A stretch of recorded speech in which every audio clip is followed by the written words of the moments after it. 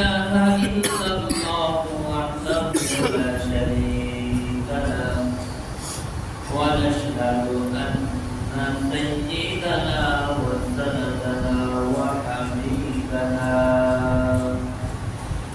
وحبيب ربنا وطبيبنا وطبيب قلوبنا ومولانا محمدا عبد الله ورسوله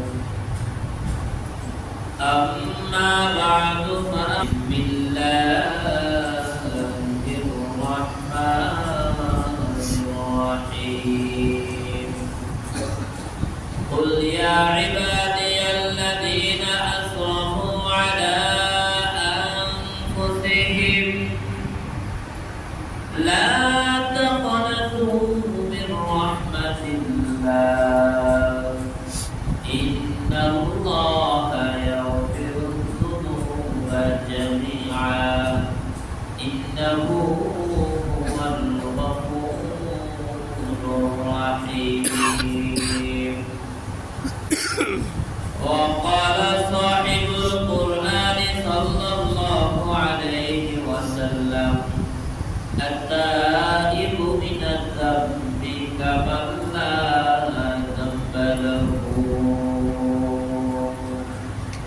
آمنت بالله صدق الله المولانا العظيم وصدق رسوله النبي الكريم ونحن على ذلك لمن الشاهدين والشاكرين الحمد لله رب العالمين ما كان محمد أبا أحد من رجالكم ولكن رسول الله وخاتم النبيين تسليما شغل محمد الشريف اللهم صل على محمد وعلى آل محمد كما صليت على إبراهيم وعلى آل إبراهيم إنك حميد مجيد اللهم بارك على محمد وعلى آل محمد كما باركت على إبراهيم وعلى آل إبراهيم إنك حميد مجيد بلغ العلا بكماله كشف الدجى بجماله حسنت جميع خصاله صلوا عليه وآله لا إله إلا الله لا إله إلا الله لا إله إلا الله لا إله إلا الله لا إله إلا الله لا إله إلا الله محمد رسول الله صلى الله عليه وسلم الحمد لله আল্লাহ তাআলা দরবারে লাখো কোটি শুকর যে মহান মালিক দয়া করে মায়া করে মহব্বত করে পবিত্র মাস রমজান মাসে পবিত্র দিন জুমা সালাত আদায় করার উদ্দেশ্যে ইসলামের বুনিয়াদে উল্লেখযোগ্য একটি বিধান যাকাত সম্পর্কে বিস্তারিত আলোচনা করার মতো সময় পাইনি সংক্ষিপ্ত আকারে আলোচনা করা হয়েছিল যার অনেক শাখা প্রশাখা অনেক বিধি নিষেধ আলোচনা করা দরকার মুহতারাম হাজিরিন নামাজ যেমন আমাদের উপরে ফরজ ঠিক তদ্রূপ ধনীদের উপরে যাদেরকে আল্লাহ তাআলা সম্পদ দান করেছেন সম্পদশালীদের উপরে বছরে একবার যাকাত আদায় করা ফরজ হয়েছিল আল্লাহ তাআলা কোরআনে হাকিমের বহু জায়গায় নামাজ এবং যাকাতকে পাশাপাশি উল্লেখ করেছেন। আল্লাহ তাআলা নামাজ এবং যাকাতকে কোরআনের বহু জায়গায় পাশাপাশি কেন উল্লেখ করলেন, এর কারণ সম্পর্কে গত জুমে আলোচনা করা হয়েছিল। নামাজ হলো মানুষের শারীরিক ইবাদত, মানুষের শরীরকে পবিত্র করার জন্য। নবী আলাইহিস সালাতু ওয়াস সালাম সাহাবায়ে কেরামদেরকে বলেন, আমার প্রাণের সাহাবীরা, তোমাদের কর্মক্ষেত্রে তোমাদের যে কর্মস্থান আছে, ওই কর্মস্থান এবং তোমার বাড়ির মাঝখানে যদি 5টা পুকুর থাকে, তুমি তোমার কর্মক্ষেত্রে যাওয়ার সময় 5টা পুকুরে যদি গোসল করো এবং কর্ম শেষ করে আসার সময় 5টা পুকুরে যদি গোসল করে আসো, তাহলে কি তোমাদের শরীরে কোনো ময়লা থাকবে? জবাবে আল্লাহ নবীর সাহাবীরা বলেন, ইয়া রাসূলুল্লাহ, প্রশ্নই আসে না। একজন মানুষ যদি দৈনিক 5 বার গোসল করে, তাহলে তার শরীরে ময়লা থাকার প্রশ্নই আসে না। আল্লাহ নবী বলেন, আমার প্রাণের সাহাবীরা, কোন ব্যক্তি যদি 5 ওয়াক্ত নামাজ দৈনিক যদি 5 ওয়াক্ত নামাজ আদায় করে, সঠিকভাবে যদি 5 ওয়াক্ত নামাজ আদায় করে, আল্লাহ নবী বলেন আল্লাহ তাআলা ওই ব্যক্তির গুনাহগুলোকে এমন ভাবে মুছে দেন। সুবহানাল্লাহ, সুবহানাল্লাহ। ওই ব্যক্তি যে গুনাহ করছে, রাস্তায় চলতে গেলে গুনাহ হয়, কানের গুনাহ আছে, চোখের গুনাহ আছে, হাতের গুনাহ আছে, জবানের গুনাহ আছে। মানুষ যখন নামাজ পড়ার পূর্বে পবিত্রতা অর্জন করার জন্য যখন মানুষ ওযু করে, আল্লাহর হাবিব বলেন, এই ওযুর দ্বারা সে যখন তার মুখ ধুতে করে, তখন তার চেহারার গুনাহ, যখন হাত ধুতে করে ওই হাতটুকুর পানির সঙ্গে তার হাতের গুনাহ, যখন মাথা মাথায় করে, আল্লাহ তাআলা তার ব্রেনের মস্তকের গুনাহ, সমস্ত অঙ্গ প্রত্যঙ্গের গুনাহগুলোকে আল্লাহ তাআলা ওযুর মাধ্যমে ঝরে ফেলে দেন। সুবহানাল্লাহ। তাহলে মানুষ যখন নামাজের পূর্বে ওযু করে, এই ওযুর দ্বারা মানুষের জীবনের গুনাহগুলোকে আল্লাহ তাআলা কি করেন? মুছে দেন। ওযু করে যখন নামাজ আদায় করে, তখন তার জীবনের সগীরা গুনাহগুলোকে মুছে দেন। নামাজের পরে যদি সে তাওবা করে, তাহলে ওই তাওবা দ্বারা তার জীবনে যদি কবিরা গুনাহ থাকে, আল্লাহ তাআলা ওই কবিরা গুনাহগুলোকে মুছে দেন। সুবহানাল্লাহ।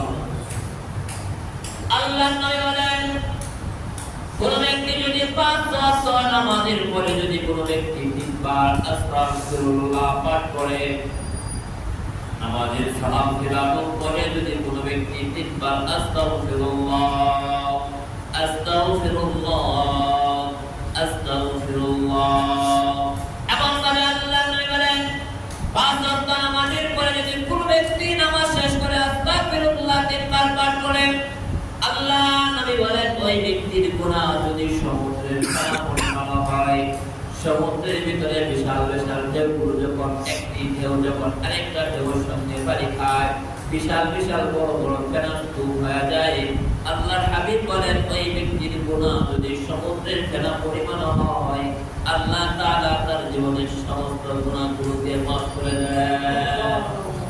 তাহলে কোন ব্যক্তি যদি ফরজ নামাজের পরে যদি 3 বার আস্তাগফিরুল্লাহ আমল করে, তাহলে আল্লাহ তাআলা ওই ব্যক্তির জীবনের সমস্ত গুনাহকে আল্লাহ তাআলা মাফ করে দেন।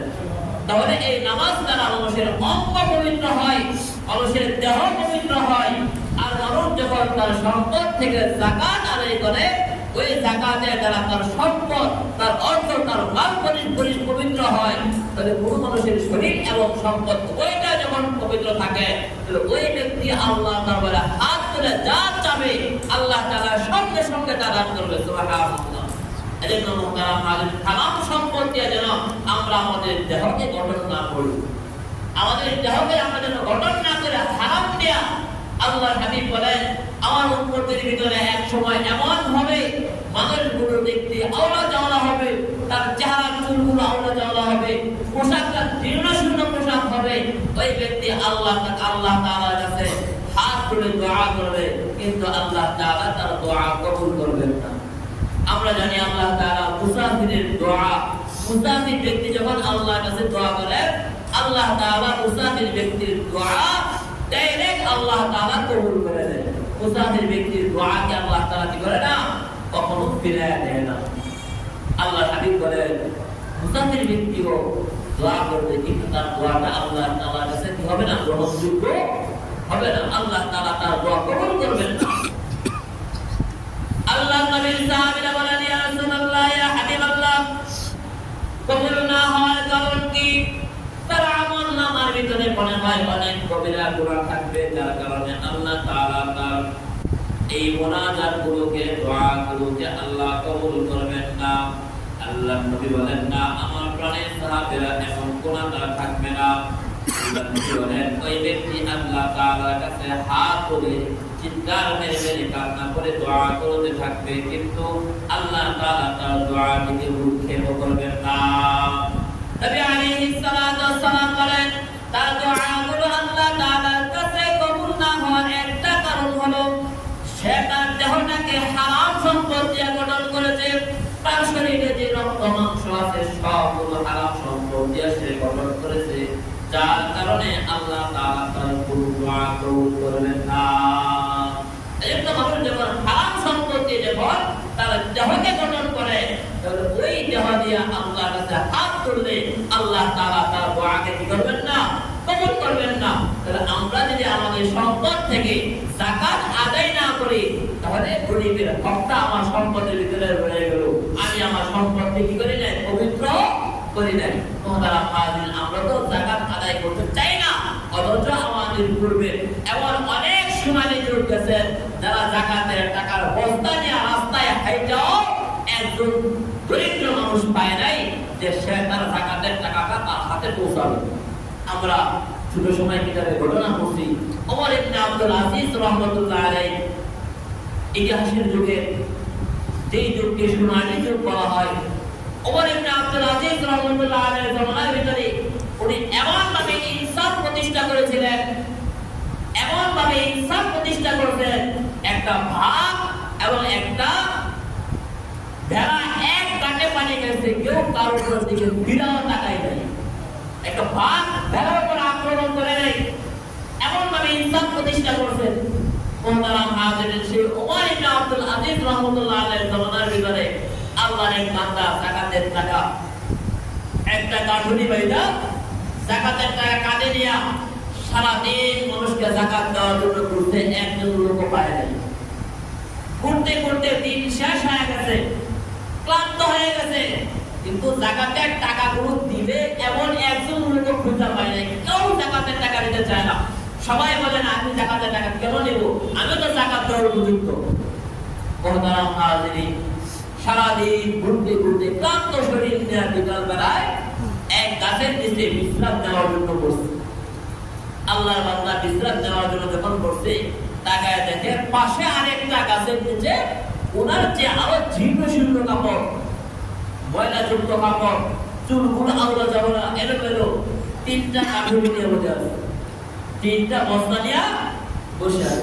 উনি চিন্তা করছে লোকটার কাপড় তেমন ভালো না, চুলগুলো আউলা যাওয়া, দেখতে একেবারে বিশ্রী মনে হয় সে আমার চেয়ে আরো কি দরিদ্র। যাক, সারাদিন ঘুরে একজন লোক পাইলাম, আমার যাকাতের টাকাটা তাকে দিয়ে আমি মুক্তি হতে পারবো।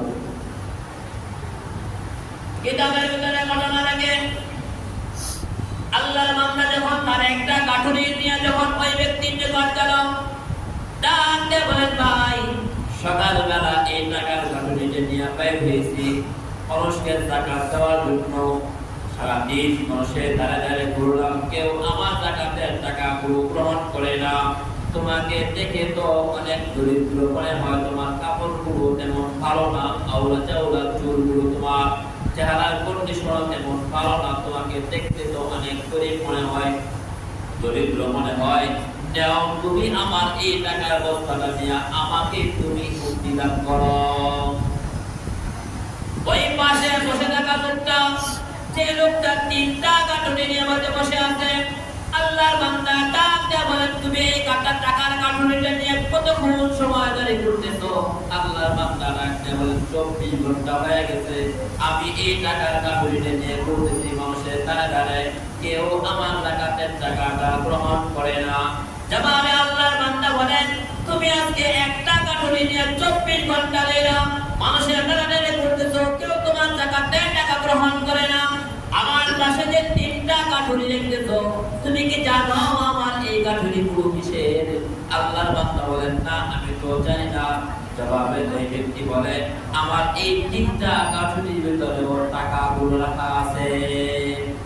আমি আমার যাকাতের টাকাগুলো আদায় করার জন্য 3 বস্তা টাকা নিয়ে আমি মানুষের ধারে একদিন 2 দিন নয়, আজকে 3 দিন হয়ে গেছে, 3টা টাকার বস্তা নিয়ে আমি মানুষের ধারে ঘুরতেছি। আমার এই যাকাতের টাকাগুলো আদায় করার জন্য 3 দিনের ভিতরেও আমি একজন মানুষ খুঁজে পাই নাই। আল্লাহু আকবার। খোদা হাজির, তারা তো আমাদের মতোই মানুষ ছিল, তারা আমাদের মতোই মানুষ ছিল। খোদারা হাজির, তারা তাদের সম্পদের পাই টু পাই হিসাব করে যাকাত আদায় করে দিয়েছে। আজকে আমরা যদি আমাদের সমাজে যাদের উপর যাকাত খরচ হয়েছে, আমরা সবাই যদি পাই টু পাই হিসাব করে আমাদের সম্পদ থেকে যাকাত আদায় করে আমরা যদি আদায় করে দেই, 5 বছর পরে নরসিংদী বাজারে গেলে আর আমাদের সামনে যে হাত পাতার মতো একজন লোক খুঁজে পাওয়া যাবে না। এবার ঠিক ঠিক না? তারা হাজারকে দেখা যায় আরেক থেকে নামলে হাত, বাজারে গেলে হাত। কি বলেন? এমন একটা অবস্থা। মানুষ যদি সঠিকভাবে যাকাত আদায় করে, আজ থেকে 5 বছর পরে নরসিংদী বাজারে গেলে আর হাত পাতার মতো লোক একজনও খুঁজে পাওয়া যাবে না। আমরা যাকাত আদায় না করার জন্য বাহানা খুঁজি, আর আল্লাহ নবীর সাহাবীরা আমাদের পূর্বপুরুষগণ যাকাত আদায় করার জন্য বিভিন্ন রাস্তা অবলম্বন করছে, কৌশল অবলম্বন করে যাকাত আদায় করছে। আমরা তো যাকাত না দেওয়ার জন্য বাহানা খুঁজছি। কোন ব্যক্তির উপর যদি যাকাত খরচ হইল, সে যাকাত আদায় করে নাই, টাকাগুলো ব্যাংকে রেখে দিছে, বাড়িতে রেখে দিছে, বা বিভিন্ন কৌশল করে সে যাকাতগুলো আদায় করে নাই। আল্লাহর হাবিব বলে, আল্লাহ তাআলা কোরআনে হাকিমে বলেন, কিয়ামতের ময়দানে আল্লাহ তাআলা তার এই সম্পদগুলোকে গলাইয়া একটা পিতলের মতো, লম্বা একটা পিতলের মতো এরকম তার সম্পদগুলোকে বানাবে। আল্লাহ তাআলা বলেন, এই সম্পদকে আমি আল্লাহ তাআলা কিয়ামতের ময়দানে গরম করে পিতলের মতো বানাইয়া গরম করে আমি আল্লাহ তাআলা এই সম্পদ দিয়া তার চেহারার উপর আমি আল্লাহ তাআলা ছেকা দেব, আঘাত করব। খোদারা কাদিন, আমাদের এই সম্পদ কিয়ামতের ময়দানে আমাদের জন্য কাজ হবে। আল্লাহ নবী বলেন, মান আতাহুল্লাহু যাকাতা উসিলা লাহু ইয়াওমাল কিয়ামাতি শুজাআ। আল্লাহর হাবিব বলেন, যাদের উপর যাকাত খরচ হয়েছে তারা যাকাত আদায় করে নাই, নবী আলাইহিস সালাতু ওয়াস সালাম বলেন, কিয়ামতের ময়দানে আল্লাহ তাআলা তাদের এই সম্পদগুলোকে বিশাল সাপের আকৃতি ধারণ করাইবেন। আল্লাহর হাবিব বলেন, সাপের আকৃতি ধারণ করাইয়া আল্লাহ তাআলা ওই ব্যক্তির গলার ভিতরে বাঁচায়া দেবেন। এই সাপটা ওই ব্যক্তিকে দংশন করতে থাকবে, আর বলতে থাকবে, আনা মালুকা আনা কানজুকা, আমি তোমার ওই সম্পদ, এই সম্পদগুলো দুনিয়াতে তুমি ব্যাংকে রেখেছিলে, আমি তোমার ওই সম্পদ, এই সম্পদগুলো তুমি সিন্ধুকের ভিতরে অনেক যত্ন করে রেখেছিলে, তুমি আমার এই সম্পদ থেকে তুমি সঠিকভাবে যাকাত আদায় করো নাই, বিদায় আজকে আল্লাহ আমাকে সাপের আকৃতি ধারণ করায় দিয়েছেন এবং তোমাকে আমাকে হুকুম করা হয়েছে তোমাকে দংশন করার জন্য। আল্লাহর হাবিব বলেন, ওই সাপ ওই ব্যক্তিকে দংশন করতে থাকবে আর এই কথা বলতে থাকবে, আনা মালুকা আনা কানজুকা, আমি তোমার সম্পদ যা তুমি দুনিয়ার জমিনে জমা করেছিলা। এমন ভাবে ওই ব্যক্তিকে দংশন করতে থাকবে, একটা দুইটা নয়, এমন ভাবে ওই ব্যক্তিকে বছরের পর বছর এমন ভাবে ওই ব্যক্তিকে আযাব দিয়ে থাকবে। এই যে আমরা আমাদের সম্পদ থেকে যাকাত আদায় করার চেষ্টা করব, আর না হয় এই সম্পদটা আমাদের ময়দানে আমাদের জন্য কাল হয়ে যাবে। এই সম্পদটা আমাদের ময়দানে আমাদের জন্য কি হবে? কাল হবে। এজন্য মুহতারাম হাজিরিন, সন্তানদের জন্য আমরা সম্পদ সঞ্চয় করে রাখা যায়। আমার এই সম্পদটা আমাদের ময়দানে আমার জন্য কাল হবে যদি আমি আমার সন্তানকে সম্পদ বানায় যাইতে না পারি। আমরা আমাদের সন্তানকে সম্পদ বানায় যেতে হবে। যদি আমার সন্তানকে আমি সম্পদ বানায় যেতে পারি, আমার সন্তান যদি দিনদার হয়, আমার সন্তান যদি নেককার হয়, আমার সন্তান যদি মুত্তাকি হয়, তার অন্তরে যদি আল্লাহর ভয় থাকে, আমি যদি আমার সন্তানের অন্তরের ভিতরে আল্লাহর ভয় ঢুকাই দিয়ে যেতে পারি, তাহলে এই সন্তানটা আমাদের ময়দানে আমার জন্য নাজাতের কারণ হবে। আর আমার সন্তানকে যদি আমি দুনিয়াদার বানায় দেওয়া যায়। সন্তান যদি বেনামাজি হয়, সন্তান যদি দুনিয়াদার হয়, সন্তান নেশাখোর হয়, সন্তান জুয়াখোর হয়, তাহলে এই সন্তানটা আমাদের ময়দানে আমার জন্য কাল হয়ে যাবে। এজন্য মুহতারাম হাজিরিন, আমরা যদি আমাদের এই সম্পদ থেকে সঠিকভাবে যাকাত আদায় করি, তাহলে আমাদের এই সম্পদ আমাদের কাছে স্থায়িত্ব লাভ করবে।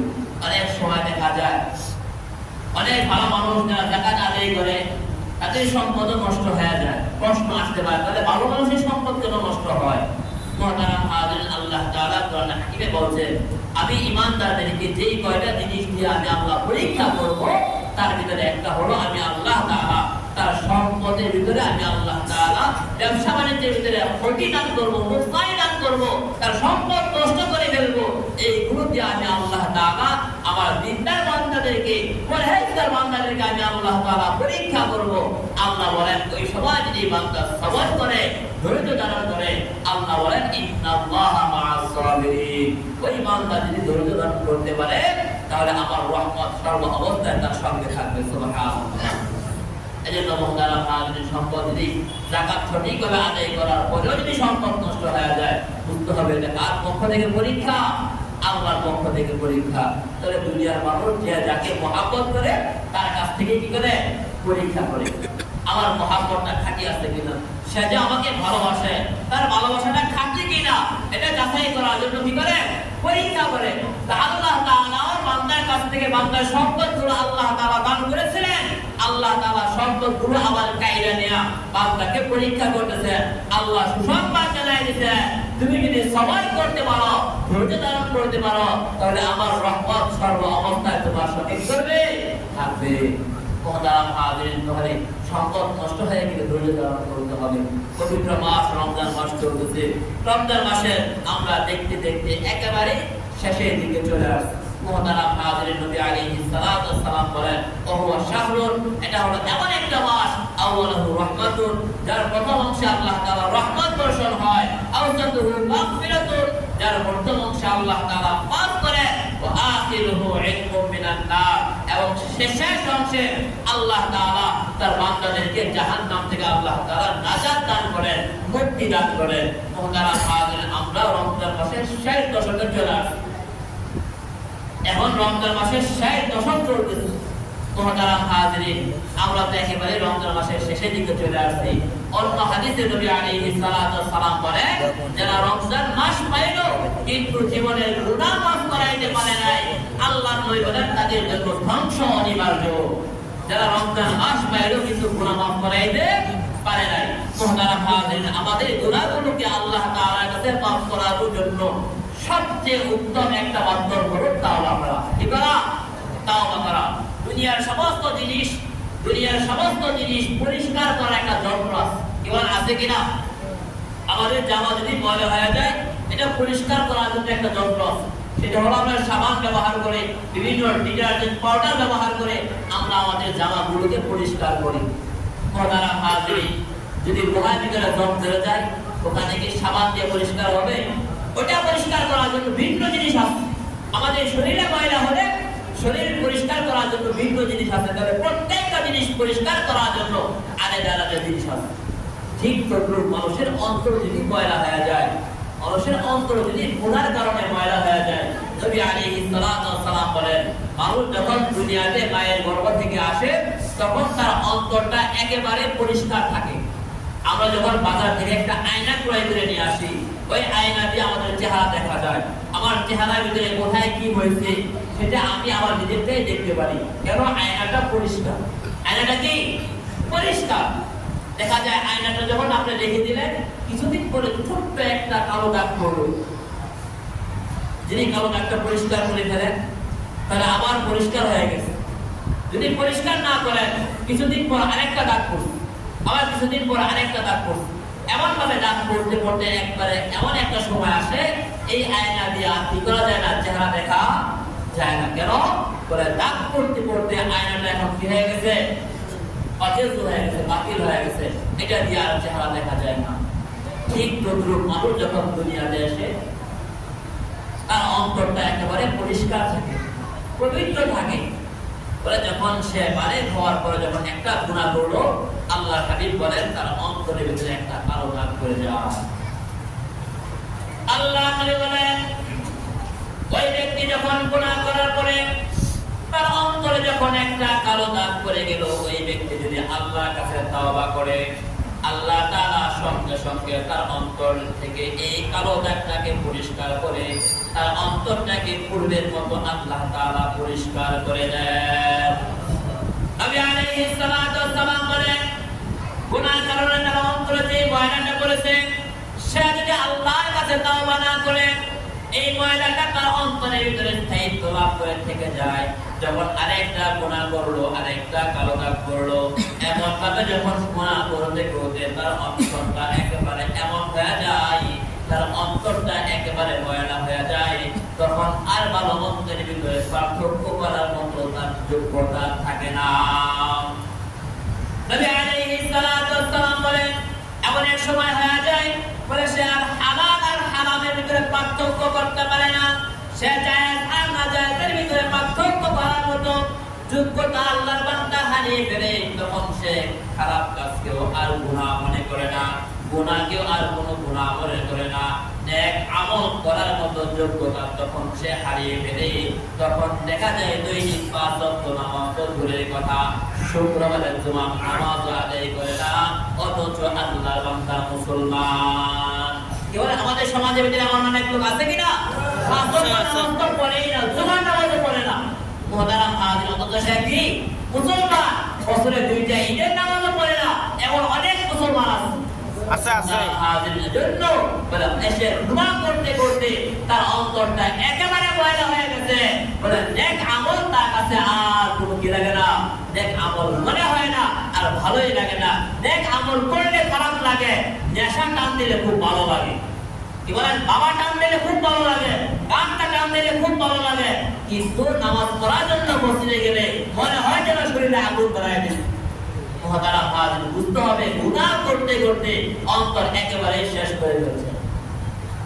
আল্লাহ বলেন আমার উম্মতেরা গুনাহ করতে করতে অন্তর যখন একেবারে ময়লা হয়ে যায়, ওই সময় যদি তুমি আল্লাহ তাআলার কাছে তওবা করতে পারো, আল্লাহর হাবিব বলেন আত-তাইবু মিনাদ যামবি কামান লা যামবা লাহু। কোন গুনাহগার ব্যক্তি যদি আল্লাহ তাআলার কাছে তওবা করে, আল্লাহ তাআলা তার তওবা কবুল করে তার অন্তরটাকে এমন ভাবে পরিষ্কার করে দেন যেন সে জীবনে কোনোদিন গুনাহ করে নাই। সুবহানাল্লাহ বিহামদিহি। মুহতারাম হাজির, গুনাহগার ব্যক্তি যখন তওবা করে, আল্লাহ তাআলা তার অন্তরটাকে পরিষ্কার করে, আল্লাহ তাআলা তার আমলনামা থেকে সমস্ত গুনাহগুলোকে মুছে আল্লাহ তাআলা তার আমলনামাটাকে নেক দিয়ে পরিবর্তন করে দেন। সুবহানাল্লাহ। আল্লাহ মুহতারাম হাজির, গুনাহ করছি, বড় বড় গুনাহ করছি, আল্লাহ তাআলার কাছে তওবা করি। আল্লাহ তাআলা জানায় দেন কুল ইয়া ইবাদিয়াল্লাযীনা আসরাফু আলা আনফুসিহিম লা তাকনাতু মির রাহমাতিল্লাহ ইন্নাল্লাহা ইয়াগফিরুয যুনুবা জামিআ ইন্নাল্লাহা গফুরুর রহিম। আল্লাহ তাআলা জানাতে বান্দা গুনাহ করেছো, সমুদ্রের ফেনা পরিমাণ তুমি গুনাহ করেছো, আসমান জমিনের ফাঁকা জায়গা পরিমাণ তুমি গুনাহ করে ফেলেছো। আল্লাহ তাআলা জানাতে বলেন বান্দা তুই রাখো না, যত গুনাহ তুমি করো না কেন আমার কাছে তুমি এসে তওবা করো, আমি আল্লাহ তাআলা তোমার তওবাকে কবুল করে তোমার জীবনের সমস্ত গুনাহগুলোকে আমি আল্লাহ তাআলা ক্ষমা করে দেব। আল্লাহ নবীর জামানায় নবী আলাইহিস সালাতু ওয়াস সালামের একজন মহিলা সাহাবিয়া জিনা করেছেন। আল্লাহ নবীর মহিলা সাহাবিয়া জিনা করার পরে শয়তানের ধোঁকায়, নফসের ধোঁকায় পড়ে জিনা করে ফেলছেন। জিনা করার পরে ওই মহিলার গর্ভের ভিতরে বাচ্চা চলে আসছে। সঙ্গে সঙ্গে ওই মহিলা যখন বুঝতে পারলো, অনুতপ্ত হইল, ওই মহিলাটা সঙ্গে সঙ্গে আল্লাহ নবীর দরবারে এসে বলেন ওগো আল্লাহর নবী, আমি জিনা করেছি, আপনি আমাকে পবিত্র করে দেন। ইসলামের বিধান হলো কোন বিবাহিত নারী পুরুষ যদি জিনা করে, ইসলামের বিধান হলো তাকে পাথর মেরে তাকে দুনিয়া থেকে বিদায় করে দাও, রজম করে তাকে পাথর মেরে দুনিয়া থেকে বিদায় করে দাও। বিবাহিত নারী যারা করে পেটে বাচ্চা চলে আসে, আল্লাহর নবীর সামনে এসে বলেন, ওগো আল্লাহর নবী, আমি জিনা করেছি, ভুল করে ফেলেছি, কিয়ামতের ময়দানে আল্লাহর সামনে গুনাহ নিয়ে দাঁড়াইতে চাই না, আপনি আমার উপর শাস্তি প্রয়োগ করে আমাকে পবিত্র করে দেন। এমন ভাবে কথাটা আল্লাহর নবীর সামনে দাঁড়ায় বলছেন, নবী আলাইহিস সালাতু ওয়াস সালাম সঙ্গে সঙ্গে চেহারাটা ঘুরে ফেলছেন। মহিলাটা আবার আল্লাহর নবীর সামনে গেলেন, ডাকতে বলেন, ইয়া রাসূলুল্লাহ, ইয়া হাবিবাল্লাহ, আমি গুনাহ করে ফেলেছি, আপনি আমাকে পবিত্র করে দেন। আল্লাহর নবী আবার চেহারাটা ঘুরে ফেললেন, আবার মহিলাটা সামনের দিকে এসে বলেন, ওগো আল্লাহর নবী, আমি অন্যায় করে ফেলেছি, নফসের জায়গায় পড়ে গুনাহ করে ফেলেছি, আমি পবিত্র হইতে চাই, আপনি দয়া করে আমাকে পবিত্র করে দেন। আল্লাহ নবী বলেন, তুমি জিনা করার কারণে তোমার গর্ভে কি বাচ্চা চলে আসবে? ওই নারী বলেন, ইয়া রাসূলুল্লাহ, জিনা করার কারণে আমার গর্ভে বাচ্চা চলে আসছে। আল্লাহ নবী বলেন, যাও, এই বাচ্চাটা ভূমিষ্ঠ হওয়ার পরে আমার নিকট এসো, আমি তোমাকে পবিত্র করে দেব। মহিলাটা বাসায় চলে গেলেন। 10 মাস 10 দিন পরে যখন বাচ্চাটা ভূমিষ্ঠ হইল, ওই মহিলাটা বাচ্চাটাকে কোলে নিয়ে আল্লাহর নবীর দরবারে এসে উপস্থিত, ওগো আল্লাহর নবী, আমার বাচ্চা ভূমিষ্ঠ হয়ে গেছে, আমি এই গুনাহ নিয়ে আর থাকতে চাই না, আপনি আমাকে পবিত্র করে দেন। আল্লাহর নবী বলেন, বাচ্চা কি দুধ পান করে? ওই মহিলা ডাকতে বলেন, ইয়া রাসূলুল্লাহ, বাচ্চারা দুধ পান করে। আল্লাহ নবী বলেন, যাও, বাচ্চাকে দুধ পান করানো শেষ হইলে আমার নিকট এসো, আমি তোমাকে পবিত্র করে দেব। ওই মহিলাটা বাচ্চাটা নিয়ে বাসায় চলে গেলেন। 2 বছর দুধ পান করানোর পরে মহিলাটা বাচ্চাটার হাতে একটা রুটির টুকরা দিয়ে একটা রুটির টুকরা বাচ্চাটার হাতে ধরায় দিয়েছেন। বাচ্চাটা রুটিটা চাবাইতেছে, এমন অবস্থায় আল্লাহর নবীর দরবারে উপস্থিত মহিলাটা ডাকতে বলেন, ইয়া রাসূলুল্লাহ, ইয়া হাবিবাল্লাহ, আমার বাচ্চাটা বড় হয়ে গেছে, তাকে দেখেন সে এখন রুটি খাইতে পারে। তার অন্তরের ভিতরে জানা উঠে গেছে, আমাকে পবিত্র হইতে হবে, আমি এই গুনাহ নিয়ে আল্লাহর সামনে দাঁড়াইতে পারবো না। তার অন্তরের ভিতরে জাহান্নামের আগুনের ভয়, আল্লাহর ভয় তার অন্তরের ভিতরে ঢুকে গেছে। সে পবিত্র হওয়ার জন্য একেবারে বেকুল হয়ে গেছে। এবার যখন ওই বাচ্চাটা রুটি খাইতে পারে, আল্লাহর নবী সাহাবায়ে কেরামদেরকে ডাক দিয়ে বলেন, আমার সাহাবীরা, তোমাদের ভিতরে কি এমন কেউ আছো যে এই বাচ্চাটা লালন পালনের দায়িত্বটা গ্রহণ করবা? আল্লাহ নবীর একজন সাহাবী উঠে বলেন, ইয়া রাসূলুল্লাহ, ইয়া হাবিবাল্লাহ, আমি এই বাচ্চার দায়িত্ব গ্রহণ করতে চাই। আল্লাহর নবী বাচ্চাটা ওই সাহাবীকে দিয়া আল্লাহর নবী সাহাবায়ে কেরামদেরকে ডাকতে বলেন, যাও, আমার সাহাবীরা, এই নারীটাকে পবিত্র করে দাও, তার বডিটা অর্ধেক মাটির নিচে গেড়ে তাকে পাথর মেরে তাকে দুনিয়া থেকে বিদায় করে দাও। আল্লাহর নবীর সাহাবী খালিদ ইবনে ওয়ালিদ রাদিয়াল্লাহু তাআলা নেতৃত্বে একটা বাহিনী নিয়ে গিয়া ওই মহিলাটাকে অর্ধেক মাটির নিচে গাইরা পাথর মেরে ওই মহিলাটাকে দুনিয়া থেকে বিদায় করে দিয়েছে। সাহাবায়ে কেরাম যখন পাথর মারতেছিলেন, এমন সময় আল্লাহর নবীর সাহাবী খালিদ ইবনে ওয়ালিদ রাদিয়াল্লাহু তাআলা ওই মহিলা এই পাথরটা এসে মহিলার মাথায় আঘাত করলো।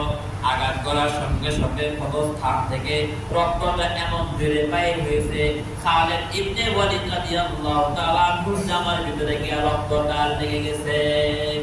সঙ্গে সঙ্গে আল্লাহর নবীর সাহাবী খালিদ ইবনে ওয়ালিদ রাদিয়াল্লাহু তাআলা রাগান্বিত হয়ে গেছে, একটা জানাকারী নারীর রক্ত আমার শরীরে লাগছে, এজন্য ওই নারীটাকে তিরস্কার করতে লাগলেন। এই কথাটা আল্লাহর নবীর কানে গেছে।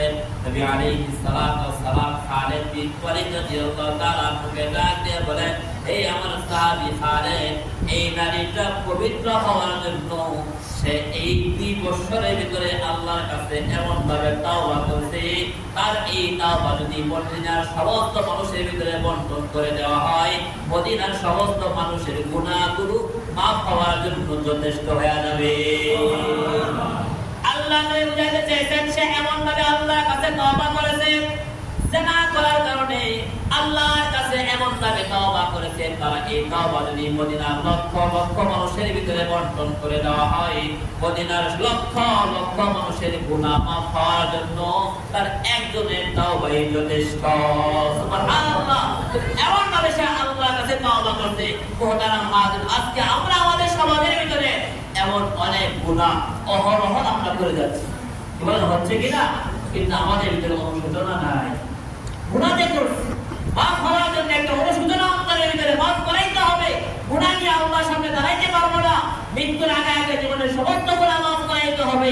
এই যে একটা অনুশোচনা, এই গুনাহ নিয়ে যদি আমাদের ময়দানে আল্লাহর সামনে উঠি, তাহলে আল্লাহর সামনে দাঁড়ায় জবাব কি দিব, এই যে একটা ভয় আমাদের ভিতরে পয়দা হয় নাই। মুহতারাম হাজির, যার কারণে দেখা যায় গুনার পর গুনাহ আমরা আজকে গুনাহ করার জন্য প্রতিযোগিতা করতেছি, কে কার থেকে বড় গুনাহ করতে পারবো। মুহতারাম হাজির, রমজান মাস তো একেবারে শেষের দিকে চলে আসছে। আমাদের তো দরকার ছিল তাওবা করে জীবনের সমস্ত গুনাহগুলো আল্লাহ তাআলার কাছ থেকে মাফ করায় নেওয়া। যদি জীবনের সমস্ত গুনাহগুলো আল্লাহ তাআলার কাছে মাফ করায় নিতে পারি, তাহলে ঈদের দিন ঈদগাহ থেকে আল্লাহ তাআলার কাছ থেকে পুরস্কার নিয়ে যাব। আর যদি জীবনের গুনাহ মাফ না হয়, তাহলে তো পুরস্কার নেওয়ার কোনো দিনের সুযোগ নাই। বলেন, পুরস্কার নেওয়ার সুযোগ আছে? কোন ব্যক্তি যদি পরীক্ষায় পাস না করে, যে পাস করে প্রথম স্থান, দ্বিতীয় স্থান, তৃতীয় স্থান যারা অর্জন করে তাদের জন্য পুরস্কারের ব্যবস্থা থাকে। আর যারা পাস করতে পারে না, যারা ফেল করেছে, তাদের জন্য কোনো পুরস্কার থাকে? বলেন, পুরস্কার থাকে? তাদের জন্য কোনো পুরস্কার থাকে না। এই রমজান মাস আল্লাহ তাআলার পক্ষ থেকে আল্লাহ তাআলা মানুষের গুনাহ মাফ করার জন্য এমন সুযোগ আল্লাহ তাআলা দান করেছে, যা অন্য কোনো মাসে আল্লাহ তাআলা দান করেন নাই। এই রমজান মাসে একটা নফল ইবাদতের সওয়াব, একটা নফল ইবাদতের সওয়াব, চিন্তা করেন আমার জীবনের সমস্ত নফল দিয়া একটা ফরজের ঘাটতি পড়া হবে না। আল্লাহ তাআলা এই রমজান মাসে রমজানের বরকতে আল্লাহ তাআলা এমন সওয়াবকে বৃদ্ধি করে দিয়েছেন, একটা নফল ইবাদত করব, আল্লাহ তাআলা একটা ফরজ ইবাদতের সওয়াব আল্লাহ তাআলা দান করবেন। একটা ফরজ ইবাদত, আজকে যারা আমরা সকালে ফজরের নামাজ পড়ছি, রমজানের বাহিরে 70 দিন ফজরের নামাজ পড়লে যে পরিমাণ সওয়াব, আজকে যারা ফজরের নামাজ পড়ছি একদিন ফজরের নামাজের দ্বারা আমরা ওই পরিমাণ সওয়াব অর্জন করতে পারবো। তারপর দেখা যায় রমজান মাস আসছে, মুসলমান রোজা রাখে, রমজান মাস রোজা রাখে, সমস্ত গুনাহ থেকে বাঁচতেছে, কিন্তু নামাজ পড়ার সময় নাই, নামাজ পড়ার সুযোগ হচ্ছে না। আজকে নরসিংদী বাজারে গেলে, এখনো গেলে দেখবেন হাজার হাজার মানুষ মার্কেট করতেছে, মসজিদে নামাজ চলতেছে, কিন্তু দোকানপাটে হাজার হাজার মুসলমানের সন্তান, হাজার হাজার মানুষ কি করতেছে? মার্কেট নিয়ে ব্যস্ত হয়ে আছে। যারা নামাজ পড়ে না, বেনামাজি, কিন্তু আল্লাহ তাআলা শুকর কুকুর বেনামাজি চেহারা দেখতে চায় না। একটা শুকর যখন সারা রাত্র যখন একটা শুকর ঘুমাইলো, সৃষ্টির ভিতরে সবচেয়ে নাপাক যে বস্তু হলো শুকর, তার চেয়ে নাপাক আর কোনো কিছু নাই। একেবারে শুকর হলো তার একটু যে সে কোনো সময় পবিত্র হওয়ার কোনো কি নাই, চান্স নাই। শুকর হলো সবচেয়ে নাপাক। ওই শুকর যখন সকালবেলায় ঘুম থেকে যখন সে উঠে, সে যখন সকালবেলায় চোখটা মেলে, তখন আল্লাহ তাআলার কাছে একটা দোয়া করে, আল্লাহ আমি সারা রাত্র ঘুমাইলাম, আমি ঘুমের পরে সকালবেলায় সকাল হয়ে গেছে, আমি চোখ খুলতেছি, আমি আপনার কাছে দোয়া করতেছি, আমি চোখ খোলার পরে কোনো বেনামাজির চেহারা যেন আমার সামনে না পড়ে। একটা শুকর সকালবেলা চোখ খোলার সময় দোয়া করে, আমি চোখ খোলার পরে কোনো বেনামাজির চেহারা যেন আমার সামনে না পড়ে। ফলে বেনামাজিকে একটা শুকর কি করে? ঘৃণা করে। শুকর বেনামাজিকে ঘৃণা করে। আমি মুসলমান হওয়ার পরে নামাজ পড়ি না, দিনকে দিন, বছরের পর বছর আমি নামাজ পড়ি না। মুহতারাম হাজিরিন, আল্লাহ তাআলা যে আমাদের তিন বেলা গরম গরম ভাত খাওয়াইতেছে, আল্লাহ তাআলা এত নিয়ামতের ভিতরে যে আল্লাহ তাআলা আমাদেরকে ডুবাই রাখছে। গরমের সময় ঠান্ডা পানির ব্যবস্থা করছে, শীতের সময় গরম পানির ব্যবস্থা আল্লাহ তাআলা করছে। এই নিয়ামতের শুকরিয়া আদায় করলে তো কিয়ামত পর্যন্ত যদি হায়াত দেয়, আজ এই সেজদায় করে থাকি, এই একটা নিয়ামতের শুকরিয়া আদায় করে শেষ করতে পারবো না। মুহতারাম হাজির, তারপরও মুসলমান হওয়ার পরেও আমার ভিতরে কোনো অনুশোচনা নাই। বছরের পর বছর আমি নামাজ পড়ি না, বছরের পর বছর আমি গুনার পেছনে আমার সময়কে ব্যয় করতেছি। এজন্য মুহতারাম হাজির, রমজান মাস চলতেছে, আল্লাহ তাআলার কাছে তাওবা করি। প্রত্যেক দিন ইফতারের পূর্ব মুহূর্তে আল্লাহর হাবিব বলে 70,000 জাহান্নামীকে আল্লাহ তাআলা এই রমজান মাসের প্রত্যেক দিন ইফতারের পূর্ব মুহূর্তে আল্লাহ তাআলা জাহান্নাম থেকে মুক্তি দান করেন। নবী আলাইহিস সালাতু ওয়াস সালাম বলেন, রমজান মাসে গুরুত্বপূর্ণ একটা রজনী হলো শবে কদরের রজনী। যে রজনীটা রমজান মাসে শেষ দশকের মেজর রজনীগুলোর যে কোনো একদিন হতে পারে। রমজান মাসের শেষ 10 দিনের মেজর যে রাত্রগুলো আছে, 21 রাত্র, 23, 25, 27, 29। আমরা তো 27 নিয়ে পড়ে থাকি। 27 রাত্রে আমরা ইবাদত করি, আর অন্যদিন কোনো কি থাকে না, খবর থাকে না। অথচ 21, 23, 25, 27, 29 এই 5 দিনের ভিতরে যে কোনো দিন সবে কদর হতে পারে। একদিনই হবে তেমন কোনো কি নাই, বাধ্যবাধকতা যে কোনো দিন হতে পারে। কোন বছর 21 হতে পারে, কোন বছর 23 তারিখও হতে পারে, কোন বছর 25 তারিখও হতে পারে, কোন বছর 29 তারিখও হতে পারে। তাহলে এই প্রত্যেক রজনীগুলোতে আমরা সবে বদরকে তালাশ করার জন্য চেষ্টা করব। মুহতারাম হাজিরিন, আল্লাহর হাবিব বলেন আল্লাহ তাআলা এই রমজান মাসে প্রত্যেক দিন ইফতারের পূর্ব মুহূর্তে 70,000 জাহান্নামীদেরকে আল্লাহ তাআলা মুক্তি দান করেন। আল্লাহর হাবিব বলেন গোটা মাসে আল্লাহ তাআলা যে পরিমাণ জাহান্নামীদেরকে জাহান্নাম থেকে মুক্তি দান করেন, এক রজনী সবে কদরের রজনীতে আল্লাহ তাআলা একদিনের ওই পরিমাণ লোককে আল্লাহ তাআলা জাহান্নাম থেকে মুক্তি দান করেন। সুবহানাল্লাহ। তাহলে মনে করেন রমজান রোজা যদি 30 দিন হয়, তাহলে 29 দিন 70,000 করে 70,000 29 দিয়ে গুণ দেন, যে পরিমাণ হবে ওই পরিমাণ লোককে আল্লাহ তাআলা সবে কদরের রজনীতে আল্লাহ তাআলা ওই পরিমাণ লোককে জাহান্নাম থেকে মুক্তি দান করেন। তাহলে আল্লাহ তাআলার কাছে আমাদের দোয়া করা দরকার, আল্লাহ আপনার জাহান্নামীদেরকে, জাহান্নামীদের লিস্টের ভিতরে যে নামগুলো আছে ওখান থেকে আপনি 70,000কে আপনি 70,000 মানুষের নামকে কর্তন করে জান্নাতীদের লিস্টের ভিতরে উঠায় দিবেন। আমার নামটাও যদি জাহান্নামীদের লিস্টের ভিতরে থাকে, তাহলে আপনি দয়া করে এই জাহান্নামীদের লিস্ট থেকে আমার নামটাকে এটা জান্নাতীদের লিস্টের ভিতরে আপনি আমাদের নামটাকে উঠায় দেন। জন্য মুহতারাম হাজিরিন, আল্লাহ তাআলার কাছে আমরা বেশি বেশি দোয়া করব। আরো এক সপ্তাহ আছে, আল্লাহ চাহে তো হয়তো আগামী শুক্রবার আর না হয় আগামী শনিবার ঈদ হতে পারে। তাহলে যে এক সপ্তাহ আমাদের হাতে সময় আছে, আমরা এক সপ্তাহের ভিতরে আল্লাহ তাআলার কাছে বেশি বেশি তওবা করি। আল্লাহ তাআলা চাহে তো আমাদের জীবনের সমস্ত গুনাহগুলো এই রমজান মাসের বরকতে আমাদের জীবনের সমস্ত গুনাহগুলোকে মাফ করে আল্লাহ তাআলা আমাদেরকে পবিত্র করে দিবেন। এজন্য মুহতারাম হাজিরিন, সময় নষ্ট না করে আমরা ইনশাআল্লাহ আল্লাহ তাআলার কাছে বেশি বেশি দোয়া করার জন্য চেষ্টা করব। রমজান মাসে যে রোজাগুলো রাখছি, আল্লাহ যেন আমাদের রোজাগুলোকে কবুল করেন, বাকি রোজাগুলো যেন সঠিকভাবে শুরু থেকে যেন সঠিকভাবে আদায় করতে পারি, জন্য দোয়া করব। এমন তো না যে এই রমজান শেষ হলে আবার আগামী রমজান পাবো কিনা এত কোনো গ্যারান্টি। যদি এই আশায় বসে থাকে, এখন তো যৌবন চলতেছে, আগামী রমজানের তওবাটা করবো না, একই বছর তওবা নাই করলাম, তাহলে আগামী রমজানের আগে তো আমার মৃত্যু ডাক আসতে পারে। কোনো গ্যারান্টি আছে? কি বলেন, গ্যারান্টি আছে? কোনো গ্যারান্টি নাই। এই গত 2 দিন আগে একটা ভিডিও ফুটেজ দেখলাম, 2 বন্ধু একটা মার্কেটে দুষ্টামি করতে করতে, আমরা অনেক সময় এক বন্ধু আরেক বন্ধু পিছন থেকে ধরি না, আরেক বন্ধু কাঁদতে উঠি না, এক বন্ধু আরেক বন্ধুর কাঁদতে উঠছে, তো সেও দুষ্টামি করতে করতে রেলিং এর কাছে গেছে। তো পিছনের দিকে যে বন্ধু ঝুলে আছে সেও রেলিং এর কাছে গেছে, পিছন দিকে ভার বেশি, সামনের দিক দিয়ে পা আগে গেছে, পিছনে ঘুরে তোমাদের শেষ। তাহলে এই হাসি তামাশার ভিতরে উভয় যদি শেষ হয়ে গেল, তাহলে এই হাসি তামাশার ভিতরে দেখা যাবে একদিন আমার সামনেও আজাইল চলে আসছে। আজাইল আসার পরে আর সময় দেওয়া হবে না, এই কথা বলা হবে না। তুমি এখন হাসি তামাশার ভিতরে মগ্ন হয়ে আসো, শেষ করো, পরে দানটা কমসে করুন, সুযোগ দেওয়া হবে? বলেন, সুযোগ দেওয়া হবে? তাহলে তাওবা করার জন্য আর আমরা কাল বিলম্ব না করে এখনই তাওবা করে ফেলি। আল্লাহ যেন আমাদের সমস্ত গুনাহগুলোকে যেন আল্লাহ তাআলা মাফ করে দেন। আল্লাহ তাআলা যেন আমাদেরকে পবিত্র করে মৃত্যুর আগে যেন আল্লাহ তাআলার সামনে পবিত্র হয়ে যেন আল্লাহর সামনে হাজির হতে পারি। এজন্য আমরা সবাই আল্লাহ তাআলার কাছে তওবা করি। আল্লাহ তাআলা আমাদের প্রত্যেকের জীবনের ছোট বড় সমস্ত গুনাহগুলোকে আল্লাহ তাআলা মাফ করে দেন। যাদের উপর যাকাত খরচ হয়েছে, আমরা হিসাব করে আমাদের সম্পদ থেকে যাকাতগুলো আদায় করে আমাদের সম্পদকে আল্লাহ তাআলা পবিত্র করার তৌফিক আল্লাহ তাআলা আমাদের প্রত্যেককে দান করুন। আমরা যারা সদকাতুল ফিতর এখন আদায় করি নাই, আমরা সদকাতুল ফিতর আদায় করে নিব। কত জমি আলোচনা করা হয়েছিল, সর্বনিম্ন 110 টাকা ধরা হয়েছে, সর্বনিম্ন 110 টাকা।